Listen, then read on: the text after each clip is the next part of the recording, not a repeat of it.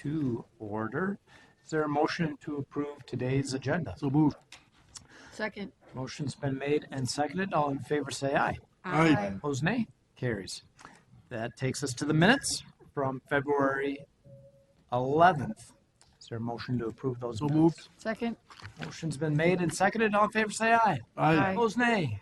All right.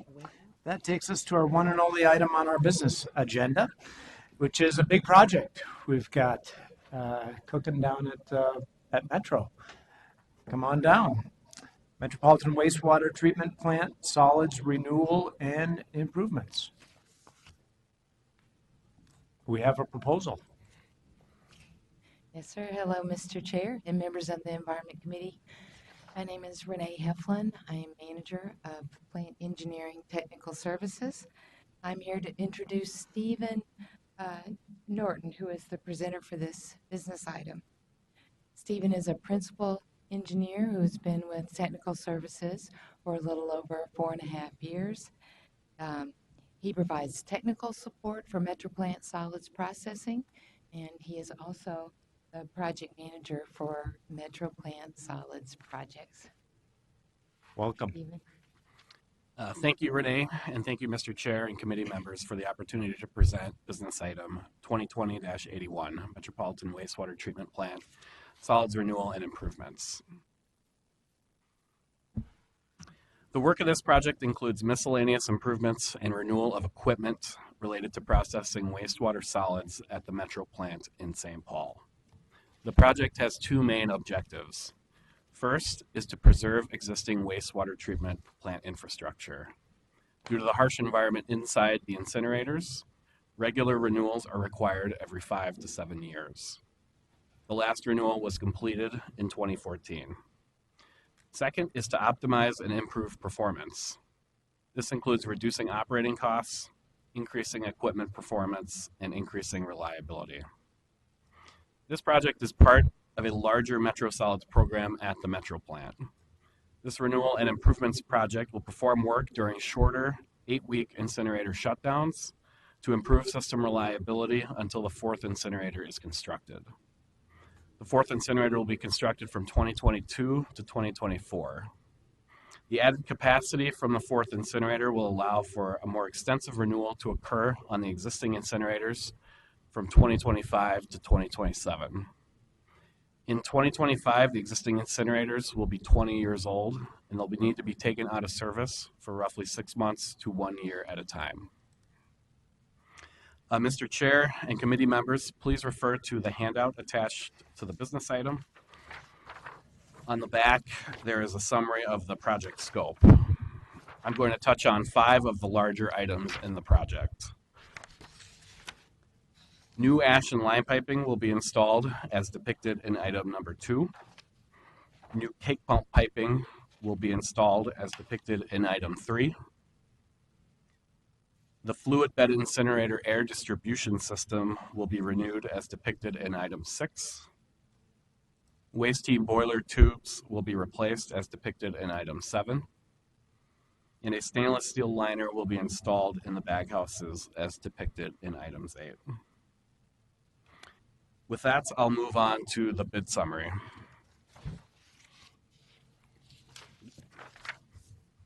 This contract was advertised on December 30th, 2019.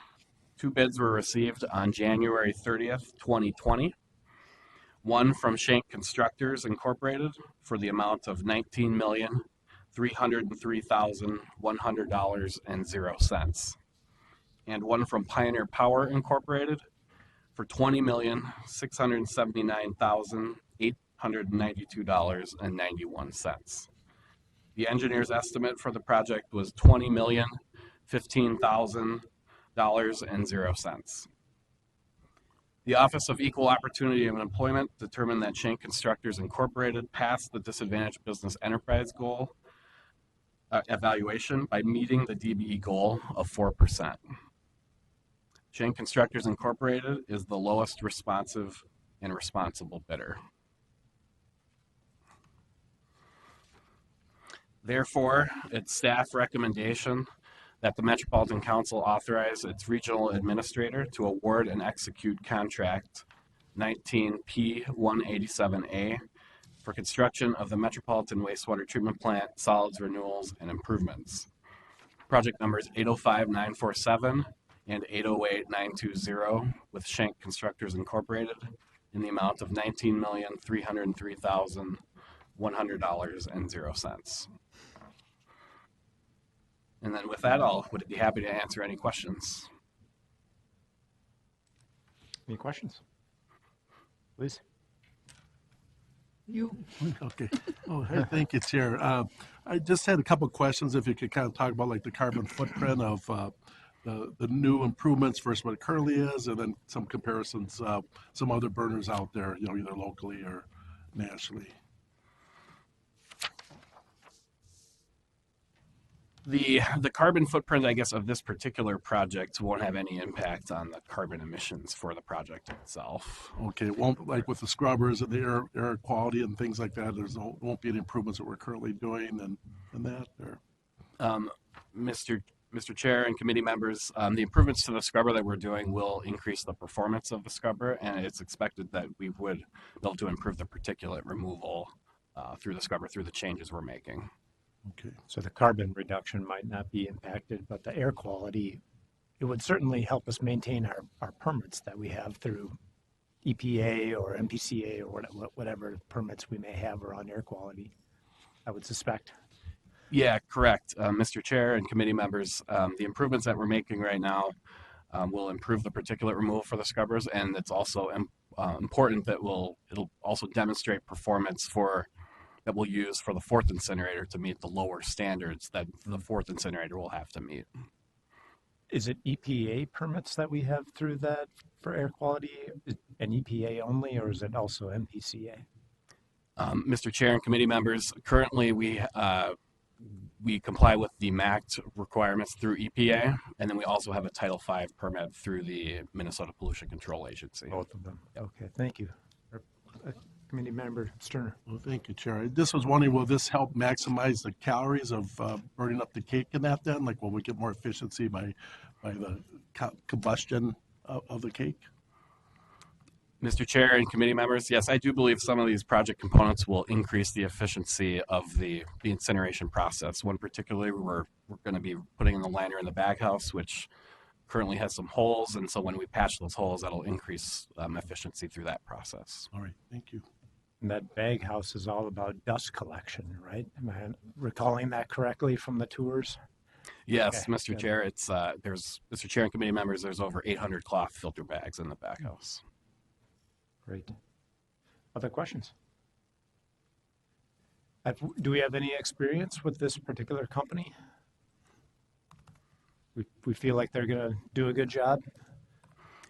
Yes, Mr. Chair and committee members, we do have experience with Schenck Constructors, and I mean, we're confident that they're the lowest responsible bidder for this project. And are they local to the Twin Cities or Minnesota, or I imagine they have to be. Yes, Mr. Chair and committee members, they are local. Very good. Other questions, or I'd be open to a motion, please. I'll move approval as recommended by the staff. Second. Motion's been made and seconded. All in favor, say aye. Aye. Opposed, nay. Carries. Thank you very much. Thank you, Mr. Chair. Thank you. That takes us to our information item this afternoon on rural center policy and implementation. Welcome back to the committee, both of you. Mr. Chair and council members, my name is Jean Clancy. I'm the Assistant General Manager for Technical Services, and Kyle Colvin is with me this evening. He's the Manager of Engineering Programs, and we're presenting this policy to you.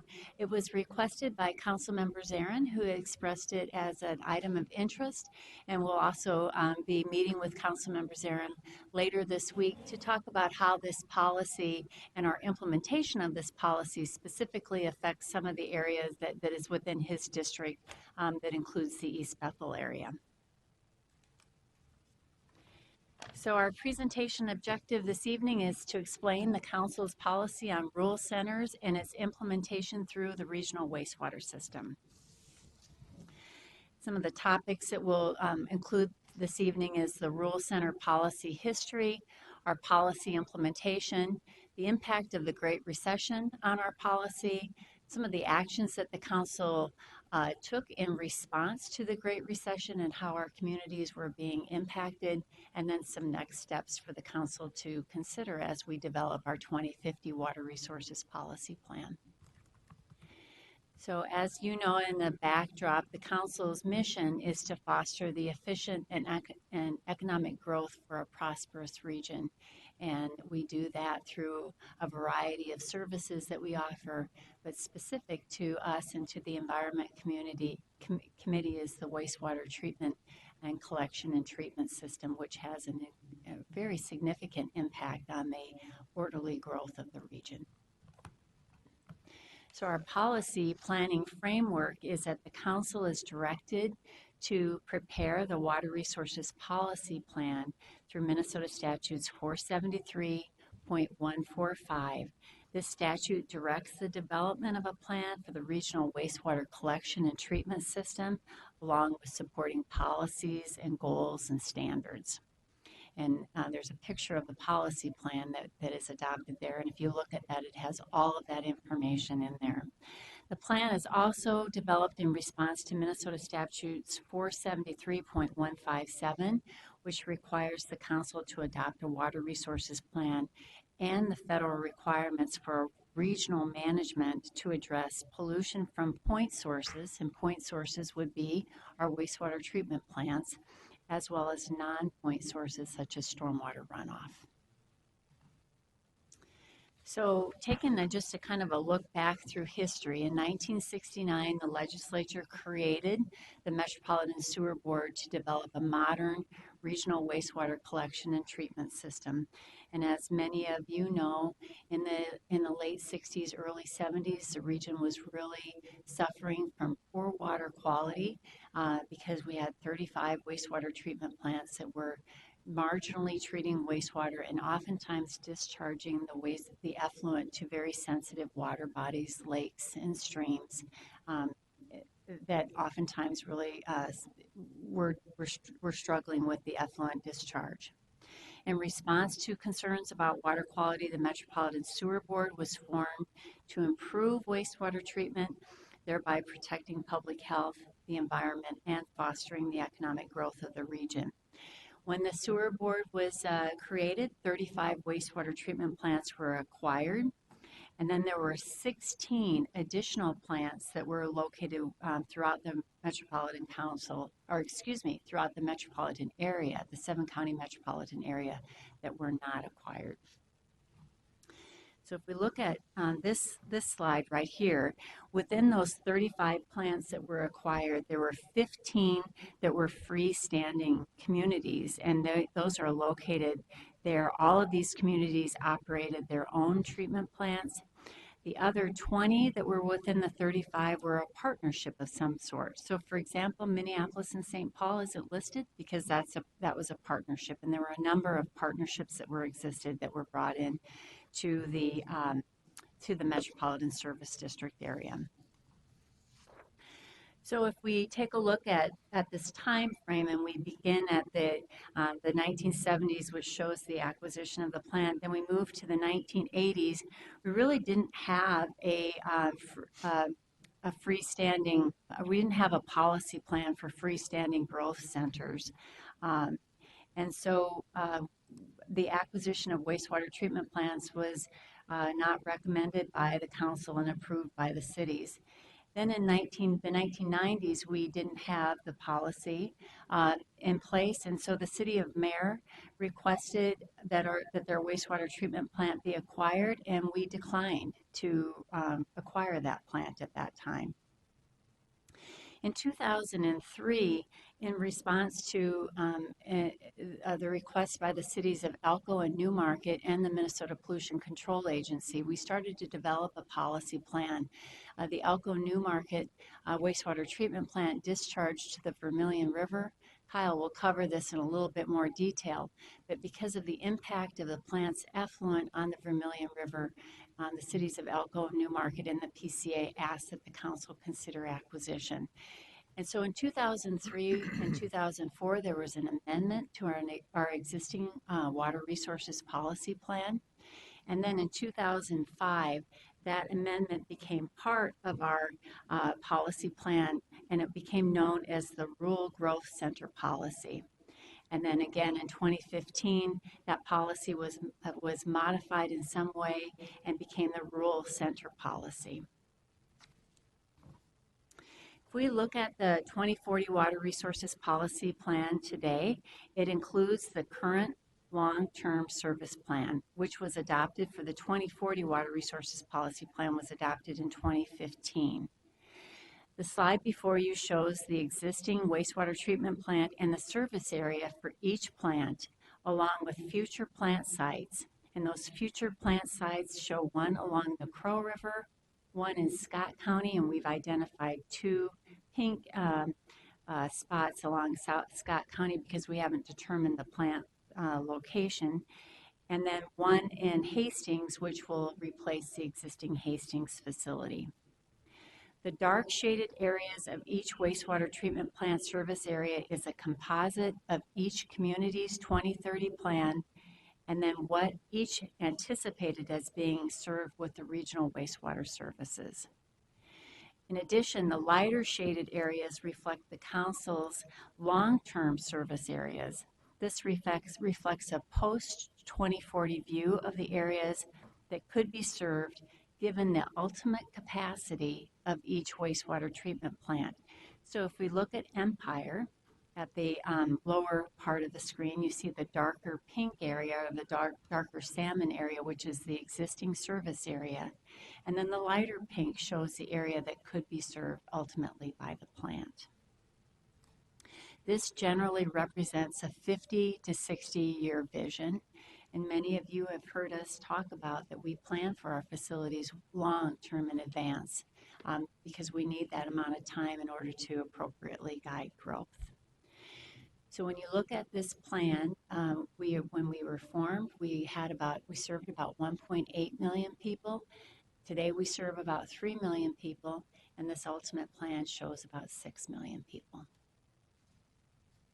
So now I'll transition to Kyle. Thank you, Janine.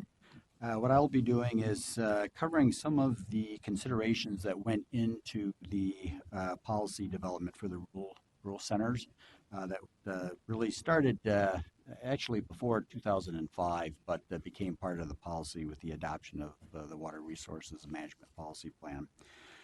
During the early 2000s, areas outside of the long-term wastewater service area was seeing increased pressure for development. Those would have been those white areas that you saw on that map that Janine showed, kind of the areas between the long-term regional wastewater service and those yellow areas, which were the communities that had their own wastewater treatment services. So those areas were seeing increased development pressure. In response to that, the council developed policies related to focusing growth in the rural centers and preserving areas outside of the rural centers for future urban development. These areas were reaffirmed by the council and through its assigned community planning designations, held these areas in a diversified rural. So the 4 per 40, or you commonly hear the 1 per 10. So it preserved those so that they couldn't be developed at a rural residential development or 2.5 acre lots. It also, in other areas, especially in Carver County, where we had an agreement, those areas were maintained as agricultural, so residential densities or development couldn't occur at anything greater than 1 per 40. So it was preserving those areas for future development, sewered urban development. The rationale for the policy was to protect those existing residents and businesses in the rural centers from the increased costs associated with the development outside of the rural centers. And it also addressed some of the concerns that those urban communities were expressing regarding subsidizing growth outside of the urban area, or to address what was commonly defined as sprawl, or described as sprawl. The Rural Growth Center policy included policies related to rural centers' request for regional wastewater services. The council would determine if the service request was in the best interest of the region, and it would do so by looking through the lens of whether or not there was sufficient short and long-term growth to justify a return on that regional investment. Basically, the request for regionalization or regional service would come in through two types. The first would be a request for the local wastewater treatment plant to be acquired by the council, and this would occur through a formal request through the comprehensive planning process. So in their plan, either through an amendment or in the update, it would require that the request be expressed in their plan, and likewise, that's what Roger did when they came in last year, requesting acquisition of their treatment facility. The council would consider the request, and if there was unavailable or insufficient interceptor capacity for a local wastewater phase-out, then it would consider acquiring a wastewater treatment plant. That's typically not the first option that we like to pursue, but in certain circumstances when there isn't any other option for providing that regional service, then we will entertain acquiring the local wastewater treatment plant. In these cases where it appears that acquiring the treatment plant is the best option, the council would acquire it and operate the rural center treatment plant only if there is enough developable land to accommodate the growth. There's sufficient room to accommodate a future plant expansion, and there are no regulatory issues related to a continuance of operating a treatment plant. The other request for regional service, as I described, would be phasing out the local plant and extending regional interceptor services to the community. The council would determine if there's adequate, the agreement to extend these services would be predicated on the council determining that there is adequate regional capacity in the interceptor and treatment systems, and if not, the cost to provide the added capacity would be required to be economically feasible. It would also require that there is sufficient land areas to accommodate future growth and justify the regional investment. And then the council, if so, then the council would extend that interceptor service to a local centralized point of service. Commonly, this would be the wastewater treatment facility in the community. If there is little land for future development and the forecasts reflect little growth opportunity, the community would be required to build a local trunk sewer to get to that portion of the regional system in which there is capacity. So again, looking at it from, there would be a requirement from the council standpoint that there has to be that growth to collect on the debt service that would be incurred when we make those regional investments. In cases where a regional investment is made to serve a rural center, the community SAC rate would include costs, the added cost associated with the debt service related to the improvements necessary to provide the service. The cost of treatment services would be the same for that community as those paid by the rest of the current users of the system. I'll now go over four instances where rural center policies were implemented in response to wastewater service requests. And those four instances has to do with a request from the city of Carver, Elko Newmarket, East Bethel, New Germany. In the case of Carver, in 2005, the council issued a systems statement for the city of Carver, which identified it as a rural growth center. The city owned and operated their own wastewater treatment plant.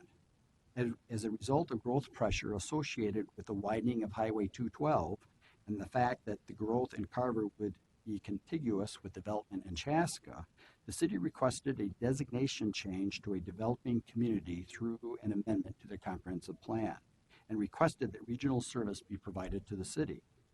There was adequate capacity in the regional system to accommodate the phase-out of the city's existing wastewater treatment plant. So in 2010, the council completed construction of an interceptor from Chaska to the city's wastewater treatment plant. The city decommissioned the wastewater treatment plant at their expense and directed flow to the lift station that was also included as part of the council's interceptor project. Ownership of the lift station and that portion of the interceptor located within the city of Carver was then transferred over to the city.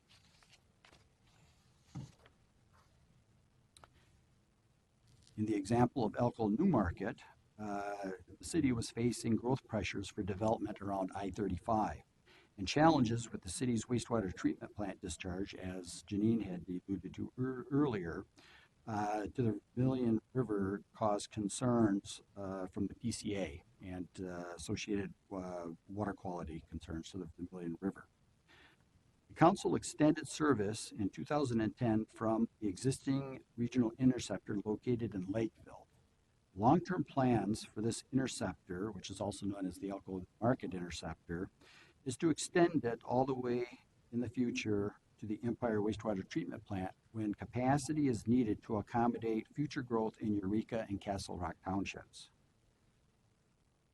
The city decommissioned their treatment plant at their expense after directing flow to the council's interceptor. The city currently pays a rural center incremental SAC charge of $2,200 in addition to the regional SAC of $2,485 per unit. They have a reserve capacity loan cap of $1.2 million, and this will be reached, it has been reached or will be reached this year. For East Bethel, to support sewer development along Highway 65, the city had been considering sewer development and their own wastewater treatment plant with surface water discharge when discussions between the council and the city began in 2005. The city concluded that a new surface water discharge to Cedar Creek, which is a designated high outstanding resource water body, was very unlikely. Therefore, the city requested rural growth center designation in 2006, and the council began planning for a new wastewater treatment facility based on groundwater recharge. This also represented an opportunity for the urbanization on regional wastewater systems in northern Anoka County. Construction of the new wastewater reclamation facility was completed in 2014 with a current capacity of a little over 400,000 gallons per day, and the facility can be increased to accommodate 1.2 million gallons per day in the future when needed. An interceptor was also built along Highway 65 and Viking Drive, anticipating future service to Oak Grove. The interceptor was upsized for East Bethel use, and the city has paid for the cost associated with that local capacity benefit. The city currently pays a rural center incremental SAC of $700, again, in addition to the $2,485 regional SAC charge. They have a reserve capacity loan cap of $2 million. And the last example is regarding New Germany, and the city has currently provided wastewater services through a locally owned treatment plant.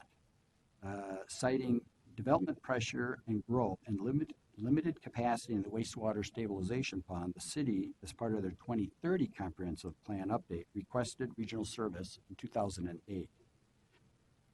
Because there were no regional interceptors in the vicinity of Germany, the council considered acquiring the city's treatment plant, and an acquisition agreement was executed between the council and the city in 2010. Between the elimination of growth pressure due to the economic downturn around 2010 and local I&I mitigation efforts by the city that recaptured capacity in their treatment facility, the need for acquiring the treatment plant was deferred until 2015, when an amendment to the agreement was between the council and the city further deferred acquisition until the city formally requests it. This amended agreement expires in 2030. The city's 2040 plan is currently being reviewed by the council, and acquisition of the wastewater treatment plant is not one of the three options seriously being considered by the city. The city is currently considering upgrading their existing wastewater treatment plant to accommodate the needed capacity for growth, considering connecting with the City of Mayor system with limited service and continuing to rely on some level of service to their existing plant. And the third option would be a total connection to the Mayor system for full service and decommissioning of their existing plant. So now I'd like to talk a little bit about the 2008 Great Recession and how the council responded to that. So in 2008, because of the recession, exurban growth stopped for several years. And so we have wastewater service agreements, as Kyle just described, with East Bethel and Elko New Market that were based on SAC, on pre-recession growth forecasts from comprehensive plans. The agreements included automatic loan when growth is less than the forecasted, and the loans were increasing rapidly with a potential adverse impact on the community's financial health, which would further hinder growth. So in response, the council convened a task force, and I believe that one of the council members here was on that, one of those task forces, maybe, was a, that's all. Chair and the council then, as a result, capped the SAC loan. And this slide is incorrect. The SAC loan in the wastewater service agreement for East Bethel was capped at $2 million, but at Elko New Market it was capped at $1.2 million. And that's really reflective of the debt that we were carrying. And this was to avoid adverse impact on the community's financial health. In addition, a portion of the East Bethel wastewater reclamation facilities cost became a regional cost, and we identified a demonstration project to look at groundwater recharge in the area, as well as our ability to treat our wastewater to a higher use in the anticipation of doing wastewater reuse at one point in our history. And then finally, we expanded in 2015 as part of the 2040 Water Resources Policy Plan. We expanded the criteria to ensure regional benefits and enhance decision-making processes through consultation with our urban customers. So the policy plan does require now specific customer engagement when we're making decisions on rural centers. So going forward, it appears to staff that, and through the comprehensive planning process, that the rural centers typically like to retain local control, so additional service requests are unlikely for many years. Our rural centers are oftentimes influenced by a number of issues. One is the surrounding land use, the amount of available land that's available for development. Transportation systems, as Kyle mentioned, Carver was significantly impacted by the extension of Highway 212, which really changed the scenario for them in terms of development. Their ability to be served by other council facilities, the Elko New Market was an example where we could extend an interceptor and serve 2 additional communities. And then the presence and condition of local wastewater treatment facilities. So oftentimes people ask me about, for example, St. Francis, which recently built and actually commissioned their wastewater treatment facility about the same time frame that we commissioned the East Bethel plant. So again, we don't anticipate that St. Francis would be requesting that we acquire their facility at any point in the near future.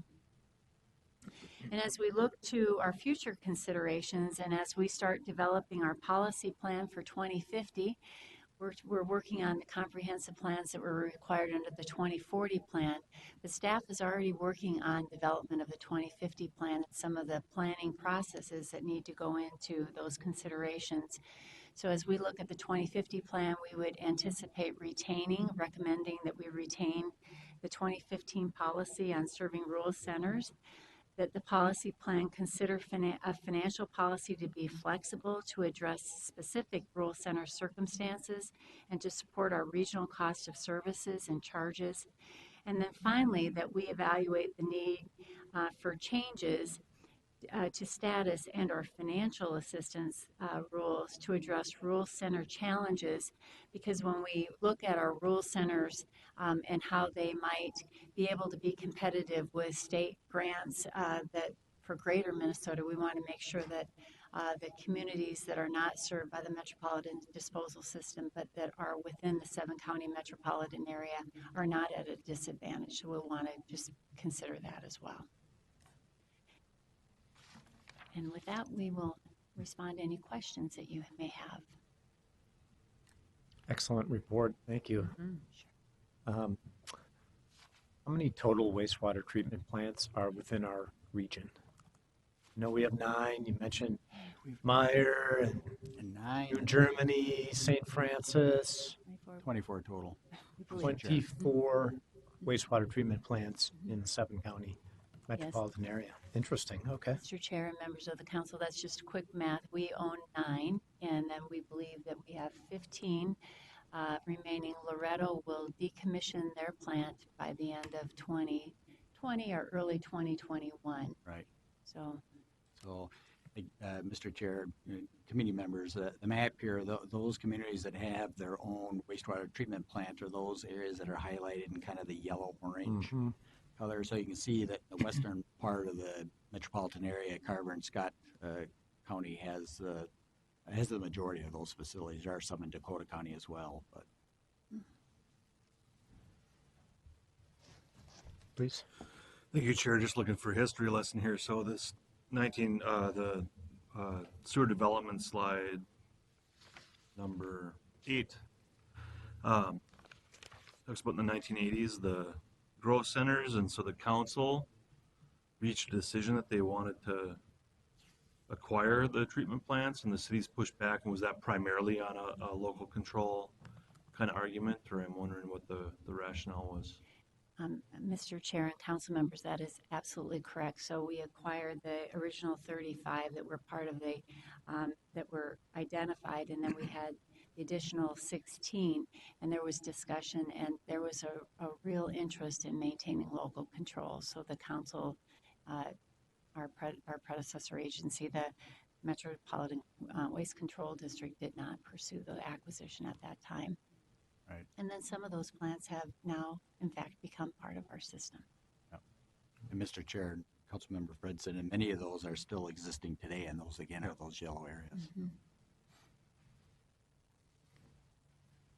Commissioner Snerner. Oh, thank you, Chair. I just had a few questions. So like, one of it is like the difference between having a big system, things like we gain efficiencies and economies of scale, but then if they don't need as much, they can have a smaller system, maybe it's lower cost as well. So I don't know if you could just talk about the economic part between being on their own system, like where does it, they pull the point where it's better to join us versus have their own system, and then is there sometimes there's also kind of collective, like in transportation we have like opt-out carriers that communities that go together, and I see like you have like Mayor and New Germany and Watertown and that are pretty close together. So do they kind of talk to each other, or they consider doing their own system if it doesn't qualify for our big system, that kind of thing? Sure. Mr. Chair and Councilmember Sterner, there's a lot of questions in that, but for the most part, most of the local communities will try and work together collectively. For instance, we cited New Germany and Mayor. Now we're trying to work out a cooperative solution to Germany's issue. I know that Hamburg, the very southwestern part of Carver County, was also challenged with wastewater treatment issues, and they have worked out an agreement with Norwood Young America, whereby they would phase out their treatment plant and Hamburg would pump the flow to the north. So there are a lot of times there are that cooperative discussions between the communities. Now, in terms of a community's autonomy, if you will, with operating their own treatment facility, many times cost really isn't a deciding factor. I think in many cases, because of the economy of scale that you referenced, treatment costs many times can be a little bit higher out in the rural growth center areas, and primarily because of solids. The disposal and treatment handling of solids usually kind of dries up a lot of those costs. But also some of the other deciding factors is that some of these communities just don't want to become part of the Metropolitan Council system. And I had an opportunity to actually talk to Germany the other day, and that was one of the concerns that was expressed by the city clerk out there, was the fact that with regional wastewater service comes other council expectations in terms of residential sewer development, densities and things like that. So there's a lot of things that kind of come into play at the local level when decisions are being made in terms of, keeping their own treatment system or coming in with a request for regional service. Okay, very good. Thank you.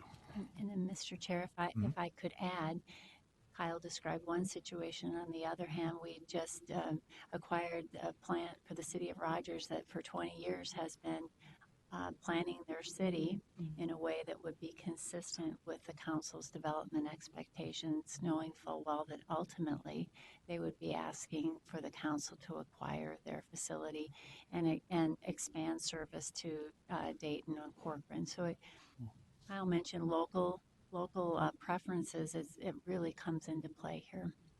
Okay, thank you. So one thing I wasn't aware of with the SAC fees, that there was like an additional surcharge in these rural areas.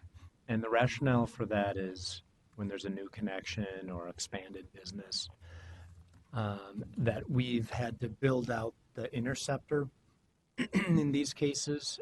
Is that why there's a surcharge? They pay the base rate and they pay another $800 or a couple $1,000 in one case.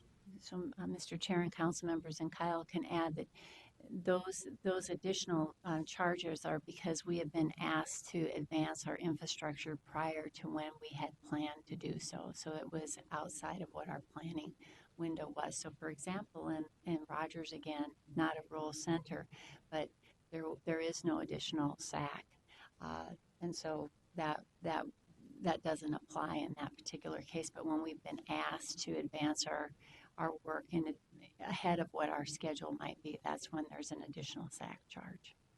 We say, yeah, we can do it, but it's going to come with a little bit of a extra price tag. That is correct. Please. Mr. Chair, Ms. Clancy, typically how long does that extra surcharge then last? 20 years on those? It's 20 years. Okay. Yeah. It goes along with retiring our debt for the improvements that were made, and that's typically 20 years. Although I'm assuming that could have been negotiated to be something different, but 20 years. Okay. Has that been a controversial thing, or people understand that? Mr. Chair and council members, I think that when we had the recession, that was very stressful to the communities that were being impacted. The Elko New Market in East Bethel, it was, of course, a great disappointment that they were not growing to the extent that they thought they were. And of course, there was also concern about the remaining parts of the metropolitan area and how much they would be helping out these areas. And so I think that the council, and I was a member of a customer community at the time, I think the council exercised a very fair approach of asking them to pay, but not getting to a point where it was causing such financial stress that there would be no growth in the area. Thank you. Please. Okay, just was kind of look at the map again, but is it true like Campton and Vermillion have their own plants right now? But they could be, obviously they're close enough to be part of the system at some point. Mr. Chair and Councilmember Sterner, that is correct. The council actually, probably 10 years or so ago, did a study in response to an inquiry from the city of Hampton. And so they haven't come in formally with a request to take over the plant, but the study did evaluate what the cost would be to basically phase out the treatment plant and pump the flow to the Empire treatment plant. But we're not envisioning that request to actually come in officially anytime soon. Okay, thank you. Other questions? Hopefully Ray will tune this in sometime. He missed a good presentation for him. Very good. Thanks again. Thank you. Thank you. And that takes us to the general manager's report, which I think is going to be pretty quiet tonight. It's quiet tonight. I know you guys have probably all got other places to get, and this might allow you some time to grab something to eat before you get to your caucus if you're heading that direction. So your day's not over. Very good. We are adjourned. Thank you very much.